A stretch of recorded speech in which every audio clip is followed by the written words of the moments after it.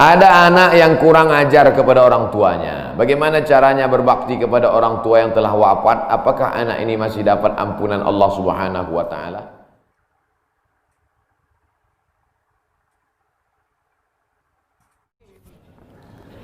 Gimana hukumnya memberi hutang kepada orang minjam tapi berkali-kali nggak pernah bayar? Apakah kita termasuk orang yang menzolimi dengan tidak mendidik orang tersebut menjadi mandiri? Karena sepertinya tak pernah mandiri dan tidak berniat untuk melunasi. Ayat yang paling panjang dalam Al-Quran, surat Al-Baqarah 282. Satu lembar. Bukan tentang puasa, bukan tentang sholat, bukan tentang baca Quran, bukan tentang zikir, tapi ayat yang paling panjang tentang bayar hutang.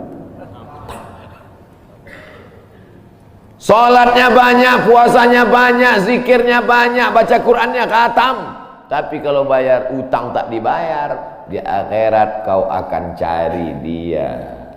Oleh sebab itu ada orang mati syahid. Oh, mati syahid. Orang mati syahid nggak merasakan sakratul maut. Orang mati syahid nggak merasakan azab kubur. Orang mati syahid tidak merasakan hisab. Orang mati syahid langsung masuk surga. Ilat dain, kecuali hutang. Makanya kalau ada orang menagih hutang, itu dia bukan pelit. Dia sedang menyelamatkan saudaranya dari makan haram. Makanya datang ke rumah dia. Habis pengajian nih, langsung datang. Assalamualaikum, waalaikumsalam. Kau mau menagih ya? Aku bukan mau menagih, tapi menyelamatkanmu, anak cucumu, istrimu, tetanggamu dari makan haram. Ya ayyuhalladzina amanu, hai orang-orang yang beriman, hai orang yang percaya bahwa setelah mati dia akan hidup lagi menghadap Allah. Idza tadayantum bidainin, kalau kau menjalin transaksi hutang piutang, ila ajalim musamma, sampai ke batas waktu tertentu, faktubuh, tulis, saya pinjam kepada kamu 500.000, akan saya bayar pada bulan Mei. Tahunnya jelas. Banyak juga bulan Mei, maybe yes, maybe no. Bulan berapa? Bulan Mei tahun 2020. Oke. Sekarang bulan Maret, April, 1 Mei 2020 datang tagih. Kapan kau bayar? Mohon maaf aku nggak bisa, istriku baru meninggal, anakku pun sakit. Itu jangan kau cerita panjang lebar, tak tahan air mataku mau menetes. Kalau dia dalam kesulitan, fanaziratun ila maisarah, tunggu sampai dia lapang. Maisarah artinya lapang. Tunggu sampai dia lapang. Setelah dia lapang, datang lagi bulan Juni. Kapan kau bayar? Aku belum bisa. Nampaknya lebih banyak ongkos minyak aku daripada uang yang kutagih. Yang paling bagus, wa anta saddaqu khairul lakum, kau sedekahkan itu lebih baik. Karena aku pun makin datang makin kumat darah tinggiku, kolesterolku pun makin naik. Jadi untuk yang 500.000 itu ku sedekahkan aja, ambil.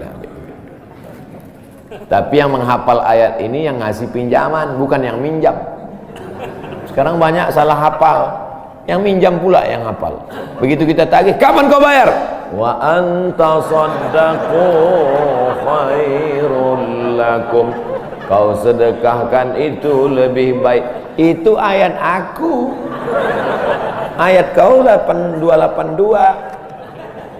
Banyak sekarang orang salah hafal ayat. Jadi dalam Islam hutang piutang adalah ajaran tolong menolong, tertulis dalam Quran. Namanya fikih muamalah. Ada fikih ibadah, sholat, zakat, puasa. Ada fikih jihad, jihad fisabilillah. Ada namanya fikih muamalat.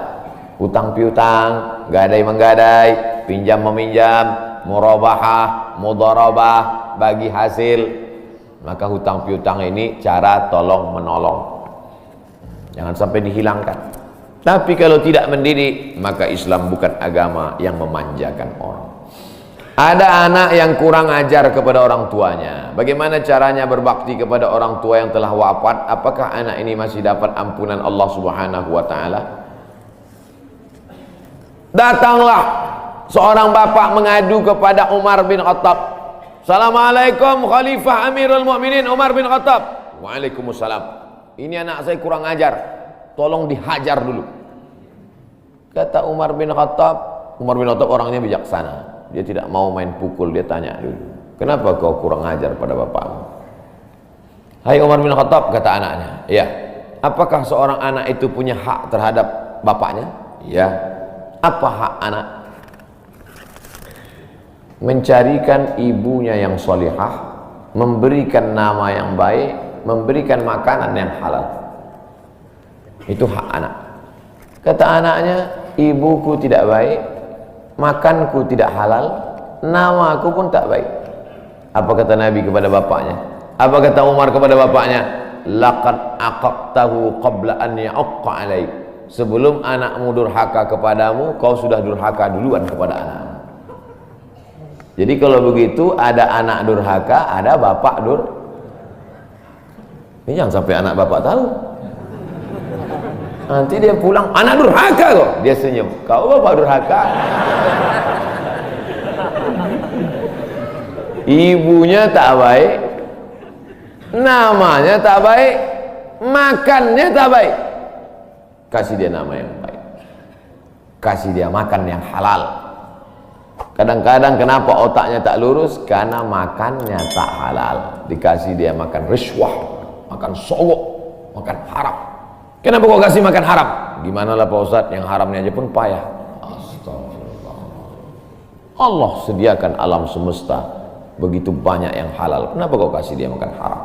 Jangan pernah kasih anak makan haram.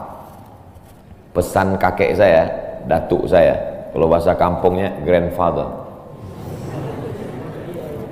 Cucuku 40 orang, yang satu ini jangan sekolah umum. Maksudnya saya tak dikasih sekolah umum, maka saya tak pernah sekolah umum. Sekolah ibtidaiyah, sanawiyah, aliyah, al-azhar, Maroko, Sudan. Tak pernah sekolah umum. Cucuku yang ini jangan sekolah umum, jangan kasih makan haram, nanti otaknya gelap. Cucuku yang ini jangan kalian kasih makan haram, nanti otaknya gelap. Pesan itu disampaikan almarhumah mak saya ke saya. Kau pun nanti anak kau jangan kau kasih makan haram, nanti otaknya gelap. Kalau sudah otak gelap, tak bisa membedakan mana tiang, mana orang. Sifatnya kepala kita. Nah, jangan sampai anak kita durhaka gara-gara kita bapak yang durhaka. Kalau anak sudah durhaka, meninggal orang tuanya, setelah itu dia bertobat, bagaimana cara minta ampunnya?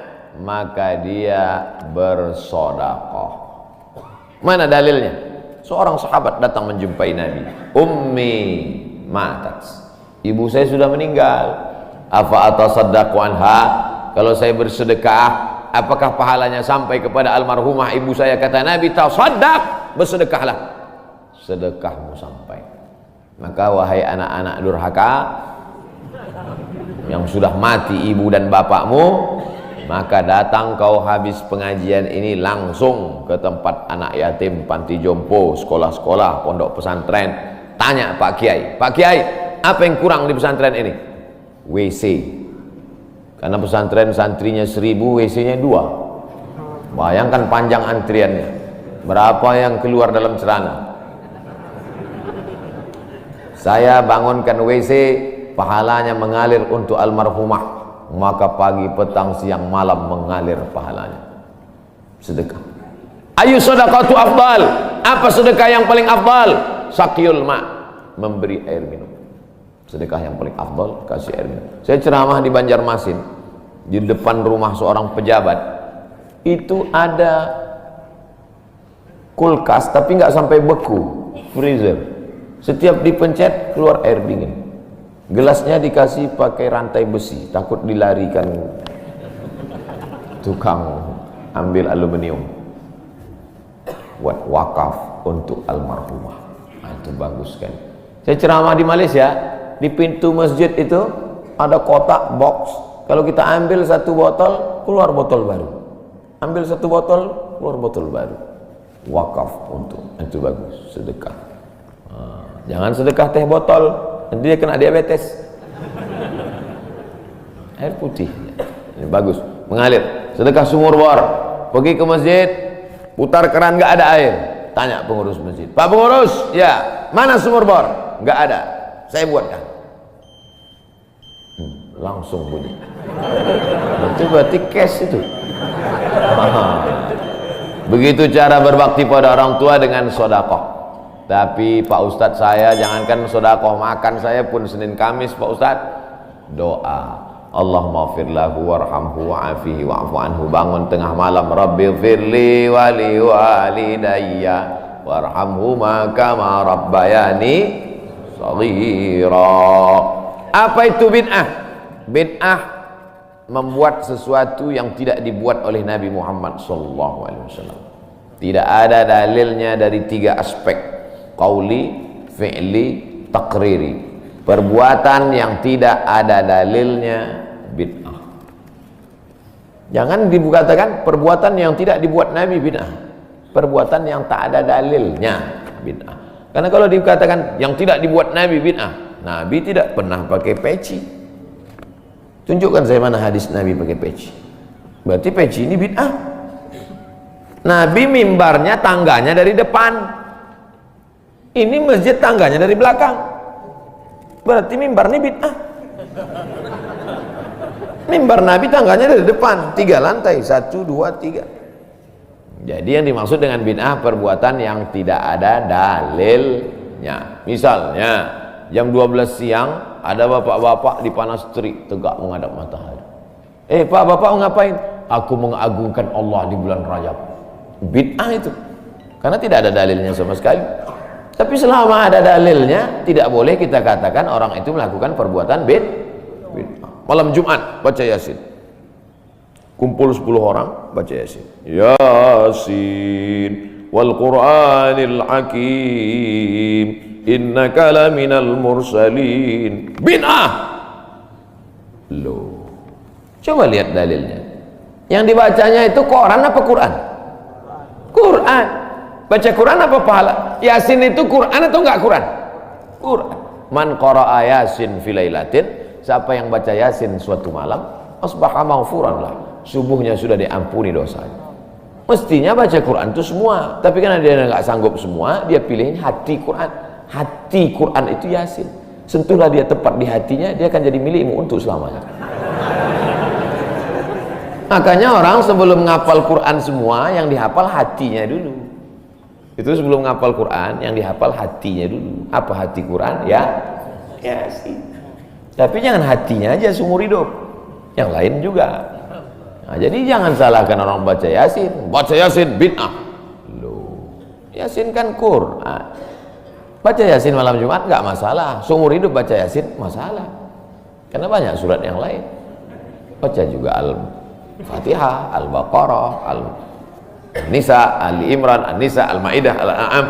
Nah, jadi mudah. Perbuatan tidak ada dalilnya bid'ah. Selama ada dalilnya tidak bid'ah. Ustadz, kiat-kiat apa yang kami lakukan sebagai guru kepada anak didik kami sebelum dan sesudah mengajar agar ilmu mudah dimengerti? SDIT Al-Farabi. Aristoteles, Socrates, Thales, Demokritos itu adalah pemikir-pemikir dari Greek, Yunani kuno. Pada masa abad kedua datang seorang khalifah bernama Abu Ja'far Al-Mansur. Semua buku-buku dari Yunani diterjemahkan. Nama lembaganya Dar Al-Hikmah, Dar Rumah Hikmah Ilmu Pengetahuan.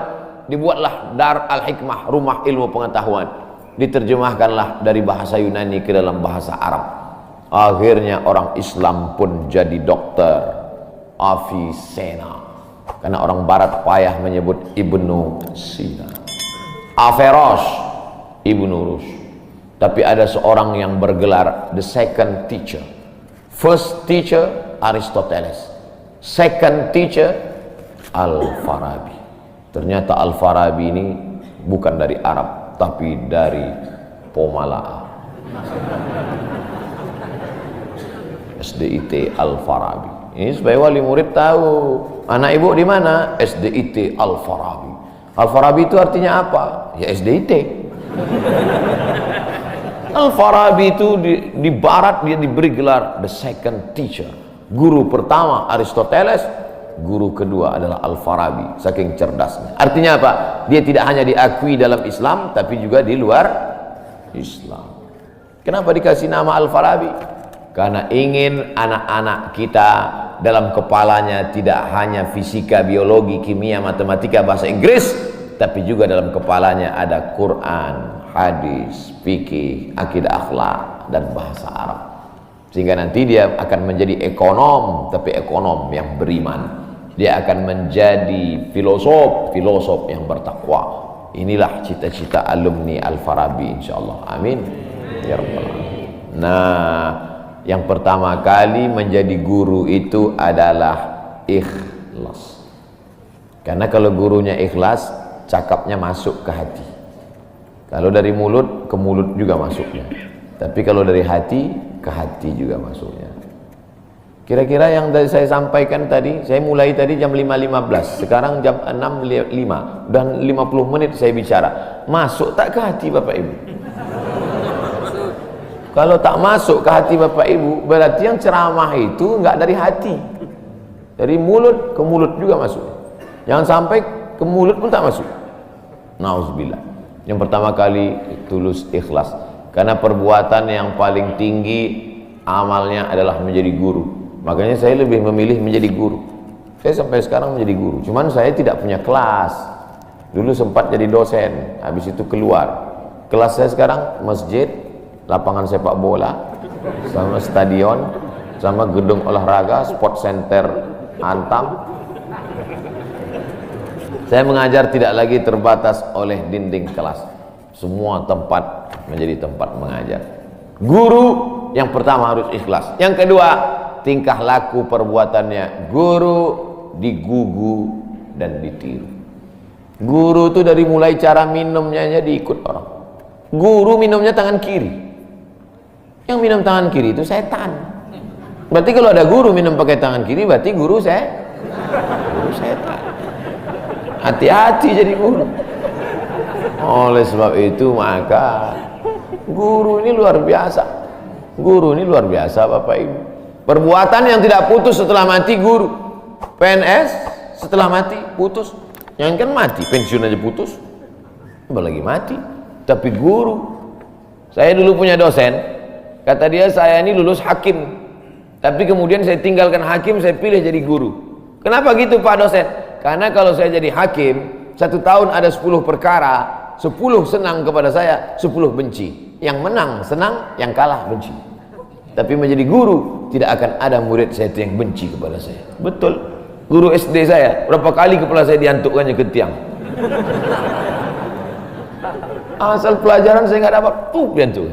Begitu reuni, saya cium tangannya. Saya nggak sakit hati, ingat aja dikit. Datang saya belikan hadiah, saya cium tangannya, meleleh air mata saya. Betul, menjadi guru itu adalah nikmat. Maka saya pilih jadi guru. Guru nggak ada pensiunnya. Saya sampai mati saya tetap menjadi guru. Oleh sebab itu maka guru ini luar biasa. Guru pahlawan tanpa tanda jasa. Oleh sebab itu menjadi guru. Oh, tapi jangan gara-gara ini semua pegawai Antam keluar mau jadi guru. Memang ibu bukan guru, tapi ibu menjadi guru bagi anak-anak ibu. Bapak jadi guru bagi keluarga bapak. Itu kita sudah menjadi guru insya Allah. Mak saya perempuan yang biasa, dia bukan guru, dia bukan PNS, dia bukan kepala sekolah, tapi dia menjadi guru bagi kami anak-anak. Kalau kami pulang bawa main-mainan, dia tanya, mainan ini dapat dari mana?